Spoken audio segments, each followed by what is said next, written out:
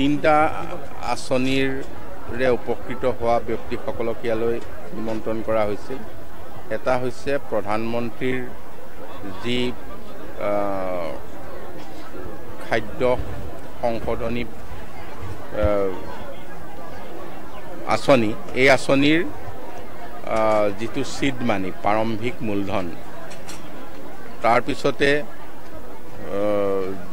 যিসকল লোকে মাইক্ৰ' ফাইনেন্সৰ জৰিয়তে ঋণগ্ৰস্ত হৈছিল তেখেতসকলক ন' ডিউজ চাৰ্টিফিকেট, তেখেতসকলৰ সকলো যাতে টকা পইচা আৰু আদায় দিব লগা নাই, সেই ব্যৱস্থাটোৰ এটা চূড়ান্ত যিটো ব্যৱস্থা সেইটো কৰা হৈছে। আৰু বানপানীত ক্ষতিগ্ৰস্ত লোকসকলক আমি সাহায্য দিয়াৰ কাৰণে তিনিওখন আঁচনিৰ যথেষ্টখিনি হিতাধিকাৰী আছে।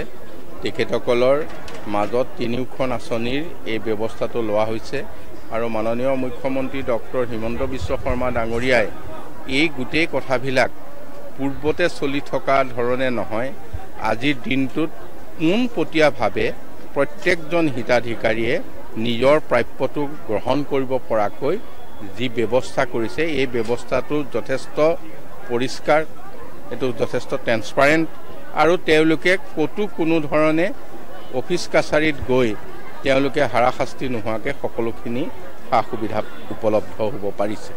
গতিকে আজি এই সকলোখিনি হাজাৰ হাজাৰ লোকক যি উপকৃত কৰা হ'ল, তেখেতসকলে মই ধন্যবাদ জনাইছোঁ।